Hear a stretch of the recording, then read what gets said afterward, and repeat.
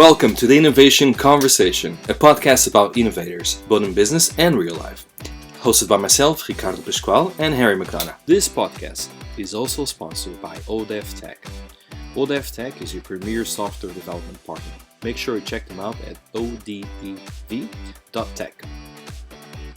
The podcast is also sponsored by Notion.so. Notion is offering 6 months for free for new users. Make sure you check out our website, thestartupevents.co.uk, to redeem this offer. Hi, and welcome to another episode of the Innovation Conversation. Today we are joined by Maria Andrianova. Maria, welcome to the podcast.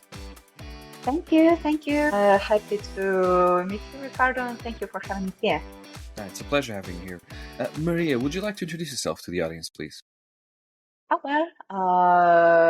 As you mentioned, my name is Maria, and I'm a serial entrepreneur. I'm an angel investor, and I live in Dubai, the United Arab Emirates. I have been living here for more than 2 years, and I run like a small family fund that invests in different projects. Mainly we love special cases, and also we develop products. We have created like a small venture studio that helps cutting edge ideas to find their way to the market. And it is the thing that I personally love doing. I love connecting people. I love to find applications for great ideas. And actually, science and something new and exciting needs a lot of help to find its special product market fit. And when you find that fit, it feels like nothing else. It is a source of eternal happiness for me. Before coming to Dubai, I was a big corporate back in Russia. Had to move because of obviously the political situation. I was running investment vehicles. I was creating venture funds. I was creating corporate development program.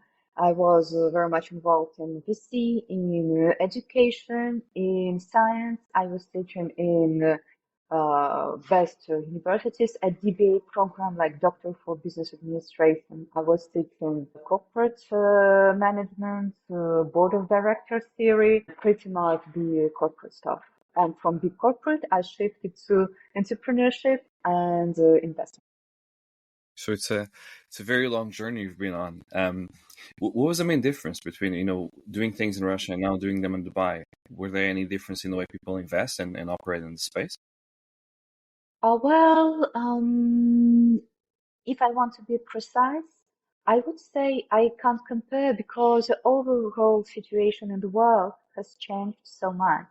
Because the whole world went through big transformation. First of all, of course, political situation, political crisis, changes in economics, then big movements of, I would say, tribes. The planet been through that so many times, and now we are again in this period of transformation, of shifting power. And well, of course, that AI story everyone is talking about, that artificial intelligence is changing our lives so quickly, and the wide adoption of all those AI tools changes the shape of roles, the shape of business, and the shape of human interaction. So I would say that the overall situation has changed, so I can't comment really on that big difference. Well, of course, there is difference in culture, in national character, in a way of doing business, but I'm not sure if in this changing world it would be scientifically correct to speak of that difference. And in your journey as a VC, the startup, it's quite interesting because you're a VC and investor, but you also have your own startup. Correct me if I'm wrong on this one, which actually focuses on analyzing the perfect candidate for the job. Can you tell me a bit more about that? Because that's actually something quite fascinating. Yeah, it is a crown jewel. It is my favorite. And even though I do investment in this project, I'm engaged with my heart and soul because when I was almost 18, I started at my first job and I figured out corporate environment is not exactly for me, maybe. that I need something else. That the regular shape of roles is not where I fit in. And I actually felt as a certain kind of misfit when I was going to school, when I was going to the university. I always wanted something more. And I always wanted to be engaged in, I would say, the activities that would be shaped by myself. Mm-hmm. It is, I wouldn't call it as something good or bad. It is just the specifics that I required. So my dream was to create an instrument that would help us make this perfect match between personalities and roles. And Neuroframe, it is the name of the tool that we developed with the strongest neuroscientists in the world. It is a tool of deep personality diagnostics. It is a game. You play it from 30 to 60 minutes on your mobile phone. The game is quite tricky. It will immerse you into simulation of a very high-loaded situation at work when you have to deal with different tasks simultaneously with different sorts of enemies, having different sorts of toolings in your hands. And there are over 100,000 marks installed in the game. And the game does not allow you to understand how to present yourself as someone nice, because you will have to handle so many different situations in the game that it will provide a very truthful picture of who you actually are. The game assesses human personality across 8 basic verticals, 2 of them cognitive, your mental efficiency, that is basically how smart you are while solving tasks. Then your learning agility, that is how fast you learn. And then across 6 personality-related verticals like openness to new, progress monitoring, risk appetite, if you're a gambler, Mm-hmm. then people function, if you are an agreeable person, then resilience. Just recently, I was, I would say, watching the video I made during Sam Altman's presentation last year at Hub 71 in Abu Dhabi. He was himself in Abu Dhabi. What an energy of a person. He's so amazing. And Sam was talking about resilience as the basic quality of an entrepreneur. You can't go without it if you want to do a big thing and you want to do a thing that is highly loaded with science, that is innovative, that is new, and that needs to be, I would say, adjusted to market situations, different kind of players. So it's a lot of work, and I'm feeling it myself because Mm-hmm. I am launching something new and innovative on the market. So I'm there myself. Luckily enough, I have very high resilience. So I Mm-hmm. got into entrepreneurship also because I've had my own tests and I understand I have that resilience. Also, ability to prevent your own errors. For example, when you deal with employees on a daily basis, sometimes there are personalities that tend to repeat the same mistakes over and over again. You tell them, okay, you have this mistake here, please don't do that again. And that person stumbles into it again and again and again. Mm-hmm. It's kind of personality. With Neuroframe, we're aimed at finding best solutions and supports for different kinds of personalities because no one is perfect. And no one is totally bad. There are just different roles and different personalities. For example, if a person has high mental efficiency, the best reward for such person is enhance workplace. You need to give tasks to that engine. Mm-hmm. And for that engine, it is even more important than money. I've seen it so much. People are giving higher salaries or bonuses to the people with high mental efficiency, and they give them a promotion. And at a new role, the person doesn't have to work that intensely anymore. Mm-hmm. And you can look into the eyes of that person, and the light is fading because that person is not doing what he likes anymore. Mm-hmm. My dream is that every company would create certain personalized roles that would fit certain qualities of people so that those people would feel happy, because it is such a big tragedy when a good person, highly skilled person, gets employed by a good company at a great position, and that person becomes so, so unhappy at that position. It's a tragedy, and I Mhm. want to prevent that. And sometimes very small adjustments need to happen. For example, stop micromanaging a person that is highly confident. Yes, Or I couldn't agree more with you on that one. I hate micromanagers. exactly. And for some people, micromanagement is actually healthy because they love to interact. They want to feel constant human connection. And if you take that highly agreeable person in a separate place, in a separate room, and some companies advertise this as an element of promotion, element of power. You get your own office with an assistant, so you are somehow separated from the team. And highly agreeable person will lose its shine, will lose its, I would say, sparkle in such environment. So probably just keep that person in the human environment, and you will make this person happy. So do you think your solution is actually helping out with mental health in the workplace? Because by making this small adaptation, I would assume you actually reduce the stress that people would have in their normal jobs, right? I mean, if you don't want to be micromanager and you do tests and it tells you, hey, this person is not to be micromanaged, they can actually deliver, but give those tiny tasks to someone else. So have you been given feedback saying how impactful it has been on people's lives? I'm receiving those commands so much because we provide to our clients the report that is limited by those 8 verticals that I described to you.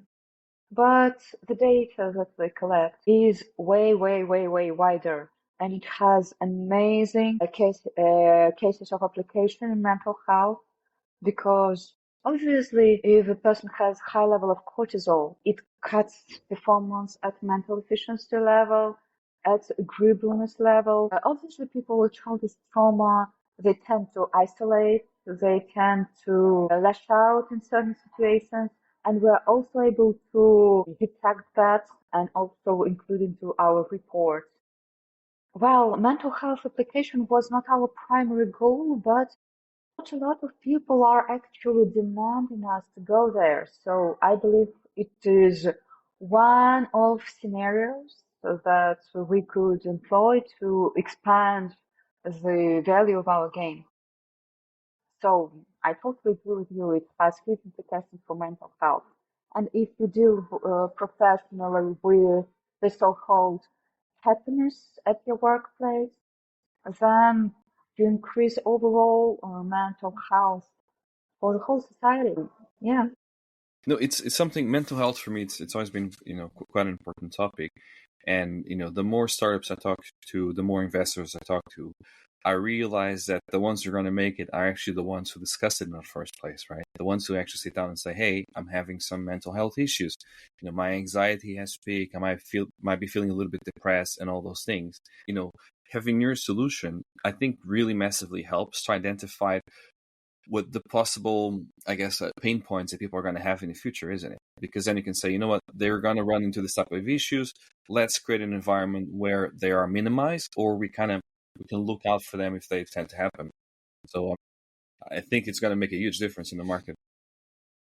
Yep, absolutely. And let's face it, every human being, especially if we're talking about highly efficient human being, Hmm. every human being has his own challenges, childish traumas. Well, thanks to our parents, they are brilliant and we're all grateful to them. But all of them are also, well, imperfect human beings that Hmm. probably were having kids for the first time in their life, and it's a huge challenge. And it is an overall thing in the society. And getting to know yourself better is a great way to actually make your life happier and to increase your impact. And with our game, we help to detect your personal patterns that define your I would say, autopilot mode, because no one of us is like 100% self-aware at every minute of our day. If you are 100% self-aware all of the time, wow, what a miserable life. You're like probably very much stressed, and probably all of your energy goes into self-monitoring, which is painful, I would say.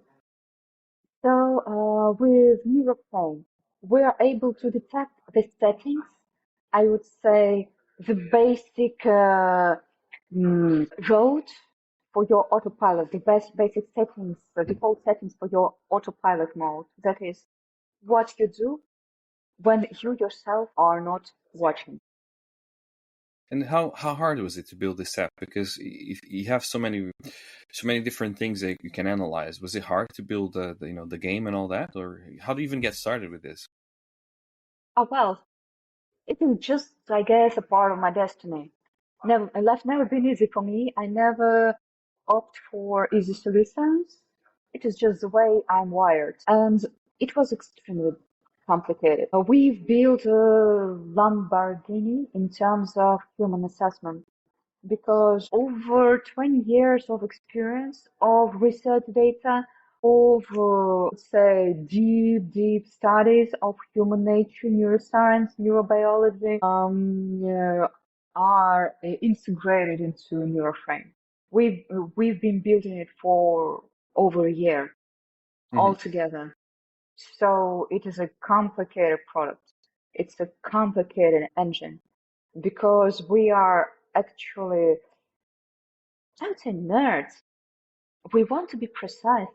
We want to be very much recognized also in the scientific world. So we build our engine with the purpose of deep recognition by the best minds in the industry.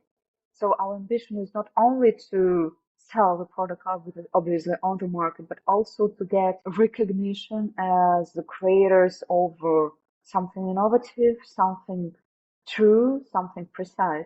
So it's extremely complicated. There is nothing else compared to us on the market. Was it hard for you to make that transition from a VC to a startup? Because it's normally the other Well, way around. well, let's say it's quite logical, because even as a VC, I never been in a passive position. And for numerous portfolios companies that I have, I usually use the word we. We, the Neosan, we, the clinic, it's a dental clinic that we have, another dental clinic. We here, we there. And somehow, even as investor, I participate in business development of the projects that I'm advising, that I'm dealing with, that I'm investing, depending on the scenario. So for me, it was quite an organic shift. And also, I started my first business when I was 21. So I always been that, I would say, active, pain in the head, I would say. Not really corporate. So for me, it was probably the easiest thing to do.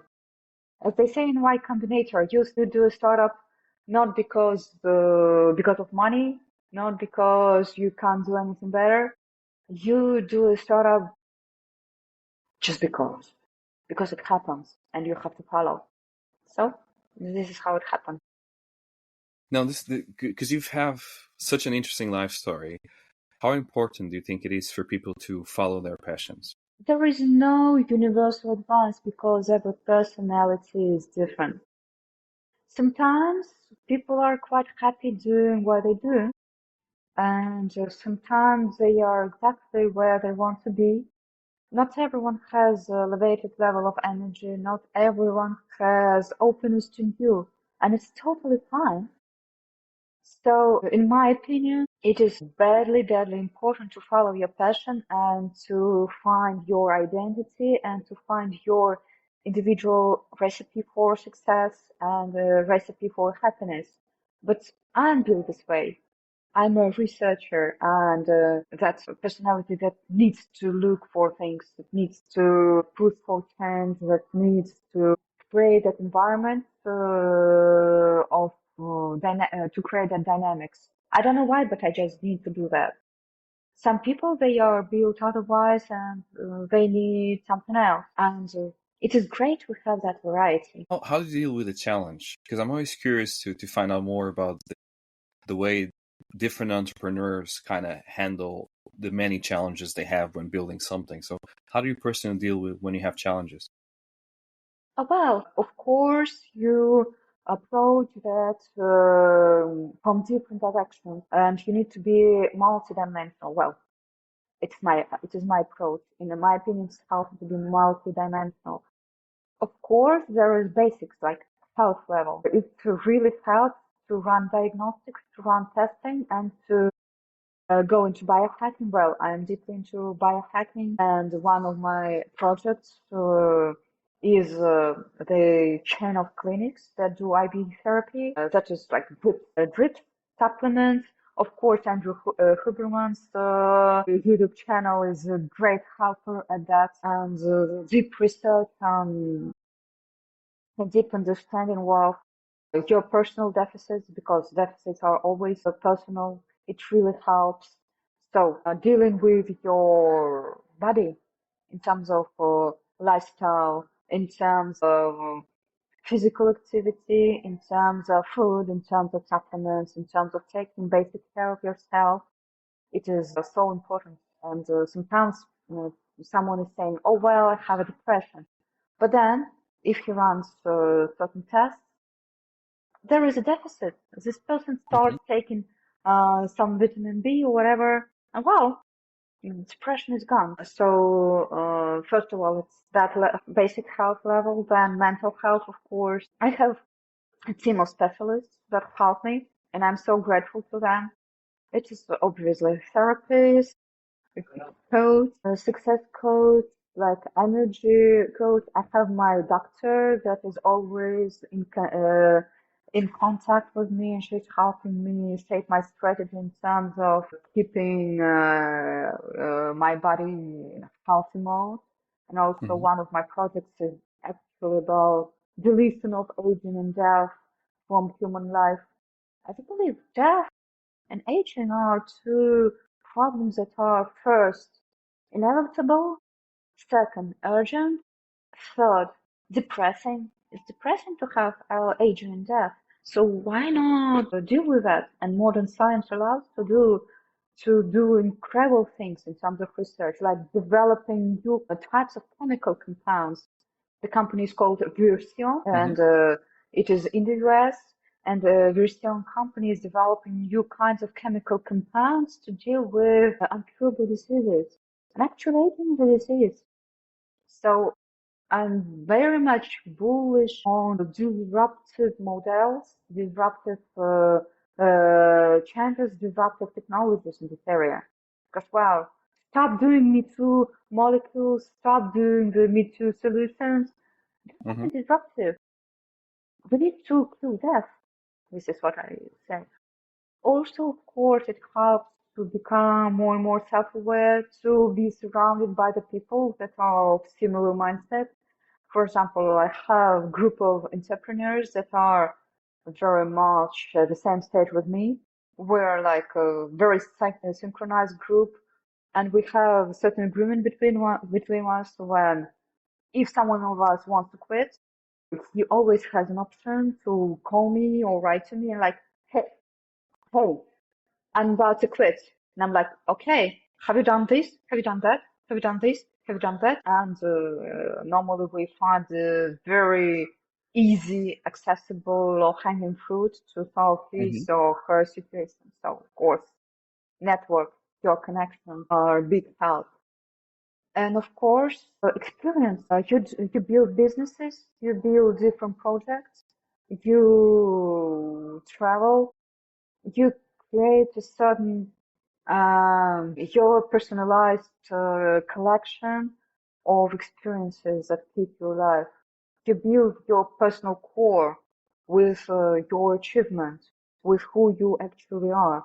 You notice yourself doing so great, going so proudly and bravely through all those challenges. And at some point, you understand that human nature is like unbeatable. So I love that. I think you're the first guest I've ever had. I always enjoy asking this question because I actually get a lot from the question. I think the audience also gets a lot from the question. You're the first guest I've had that actually gave a completely holistic view about how it's not just one thing. It's actually a combination of multiple things. And, it starts from the basics, how your body is feeling, to how your mind is feeling, how your energy is, all those things, and how they combine, they actually give you a solution. A follow-up on that one is, where do you get inspiration from? well, my case is not easy. When I was 5, people would ask me, "Who do you want to be?" And I'd say, "I would just want to be the richest person in the world." Kids would answer, I want to be a teacher. I want to be a doctor. I want to be a driver. I want to go to, well, I want to go to space, by the way, Elon. Elon, I'm here. Like, that makes two of us. Yeah, I definitely want to travel to Mars or whatever, but I just wanted to create an impact. Then I started reading. When I was 7, I started reading like heavy literature, scientific, whatsoever. So I was quite a strange kid, sometimes scary. But well, it is the way it is. So I was deriving inspiration from books, from especially British and American writers of 19th-20th century that would describe the stories of entrepreneurs, of people of success, and how they were building their stamina. And I was inspired. Later on, I was so lucky to meet so many incredible people that were inspiring me with their successes, with their stories, in, including, and well, probably it is in first place, my father was able to launch a product of a local factory on international markets in the 90s, doing it alone. No one told him he needs business development, he needs marketing, he needs all those people to launch a specific product for a certain target audience on international market. So he just wrote a number of letters to American uniform company, to DuPont, to a number of international players asking, like, guys, what kind of products are missing in your portfolio? What would you buy? And those people, they just answered, and he just went to the production unit and told them, okay, guys, if we build this, we're going to sell it to those guys. And then Love it. he visited the client and he was selling the stuff. No one told him it was impossible. So he was traveling all over the globe doing projects. It was kind of a very intense career path that I was watching like next to me. And he was always telling me like, you know what? If you want to do something, you just go and do it. Mm-hmm. Just do it. Love And it. yeah. And he was telling me like, your capabilities are unlimited. And also it was supported by a number of people that I met and also my personal success. I had a very big financial success, well, in terms of where I started when I was 24, and it was from zero into a group of companies. So I experienced it myself. And after you feel this kind of success, this kind of achievement, you just won't accept something minor. You understand, okay, I have to do it, and I have to live that kind of life. Going back to that smart question of yours regarding how important it is to follow your passion. For some people, it is a matter of survival. And I've seen it so many times. And it is not, I would say, a secret. It is not something unknown that people get cancer even if they diminish their power and their personality. For example, I've seen it many times myself when some people were at a certain scale, a certain corporate position, and then they experienced that change when they got fired, or there was a change of circumstance, or their skills became irrelevant. And they would start at a new position in a new company, or they would opt for something smaller. And for some of them, it's okay. But for so many, it can be a cause of severe illness like cancer. There is the thing called like suicide, Mm-hmm. but it is a very slow type of suicide people commit. So Interesting. it can be like a matter of survival. So what tips and tricks would you give to someone for them to prevent, those type of scenarios from happening, but also to kind of guide them along the journey? And you mentioned a couple, which is, just go for it, just do it. But what else would you add to that? Well, I would say create your own board of directors, your own personal board of directors. That is your team, the people that you trust, the people that are supporting you. Create that group of people that are helping you thrive, and rely on them. Accept your capabilities and your powers are limited. Accept that and embrace that, and rely on other people. Ask for help, even like openly ask for help if you need that. Also, well, it's very important to be self-aware, to use the best achievements of best available science to support you, take care of your health, and build your own individual recipe for happiness. Think about your happiness. It's very, very important. Thank you. Maria, if people want to reach out to you, how can they do so? Well, my Instagram is lab lawyer, LAB, like laboratory, and lawyer, like lawyer, because I have a legal background. What a mistake it was, but it's okay. Then, of course, on LinkedIn, and also Neuroframe. We have our website, so please feel free to check this out. It's an amazing tool, and um, in my ideal world, every person would pass Neuroframe tests to know him or Hmm. herself better. Also for personal compatibility, because we're talking to a number of dating websites. That sounds good. To simplify dating life, because the compatibility thing is so important, especially nowadays when people are the scenarios, the family scenarios are changing, people are changing. So it is also so important to find the right partner and to I rely on agree. that partner. It's hard to find the right match, isn't it? It's a it's a tricky scenario. Absolutely, absolutely. Like anywhere, in any area of life. Maria, thank you so much for your time. I really enjoyed the conversation. Thank you, thank you. It was enjoyable. Have a great day. The podcast is also Thank you. sponsored by Notion.so. Notion is offering 6 months for free for new users. Make sure you check out our website, thestartupevents.co.uk, to redeem this offer. This podcast is also sponsored by startupnetworks.co.uk. Startup Networks, it's an online forum where you can find all the resources you need to run your startup, from grants to investors to tips and tricks on how to be successful in your startup. This podcast is also sponsored by ODEV Tech. ODEV Tech is your premier software development partner. Make sure you check them out at odev.tech.